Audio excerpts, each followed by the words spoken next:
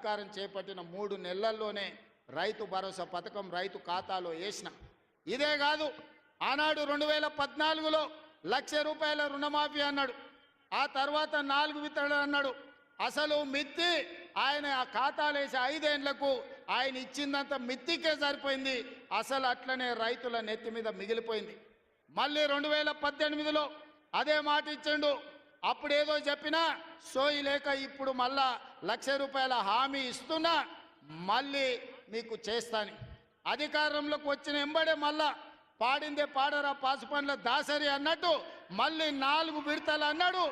నట్టేట ముంచెండు. చివరికి ఆయన 2014 నుంచి 2023 డిసెంబర్ వరకు ఆయన రైతు రుణమాఫీ చేసింది 18,000 కోట్ల రూపాయలే. 2018 నుంచి 23 వరకు 11,000 కోట్ల రూపాయలు రైతుల ఖాతాలో వేస్తే అందులో 8,500 కోట్ల రూపాయలు మిత్తికే సరిపోయినాయి. ఆయన చేసిన రైతు రుణమాఫీ నికరంగా 3,000 కోట్ల రూపాయలే.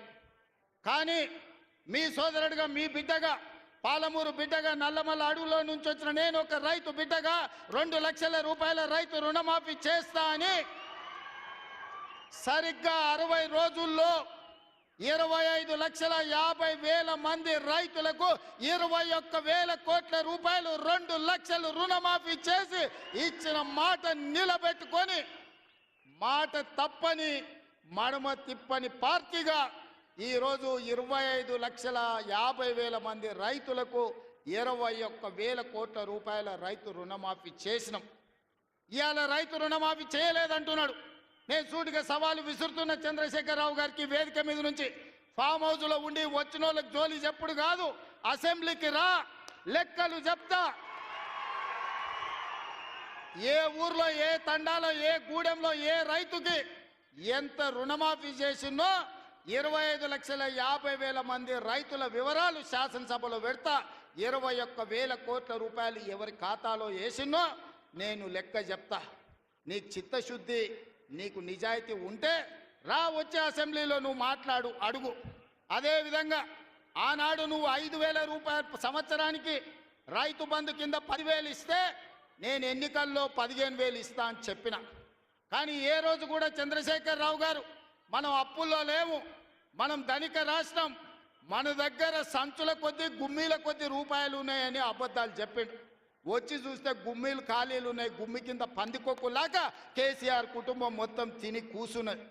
అయినా అధైర్యపడకుండా 15,000 బదులు ఆనాడు నువ్వు ఇచ్చిన 10,000 ఎగ్గొట్టిన 10,000 కాకుండా ఇవాళ 12,000 రూపాయలు సంవత్సరానికి రైతులకు ఇవ్వాలని రైతు భరోసా కార్యక్రమాన్ని జనవరి 26 తారీఖు నాడు ప్రారంభించుకున్నాం.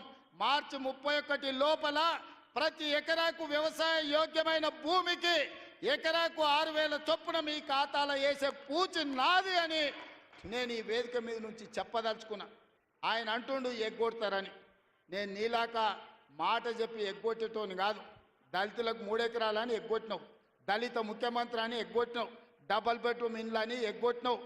ఇట్లా చెప్పుకుంటూ వెళ్తే 100 మాటలు ఇచ్చి ఎగ్గొట్టిన చరిత్ర నీది, పంగనామాలు పెట్టిన చరిత్ర నీది. చంద్రశేఖరరావు 10 ఏళ్ళు పరిపాలన చేసి ప్రజల దగ్గరకు పోతే డిసెంబర్లో అధికారం కోల్పోయినావు, జూన్లో డిపాజిట్లు కోల్పోయినావు పార్లమెంట్లో. ఇప్పుడు మెదడు కూడా కోల్పోయినట్టే ఉన్నాడు ఆయన, పెద్ద మంచి ఫామ్ హౌస్లో పండుకొని. డిసెంబర్లో ఆయన అన్నీ చెప్పిండు. ఆయన గుడీలు దర్గాలకు దస్తీలు కప్పిండు, గుడీలకు పోయి దండాలు పెట్టిండు.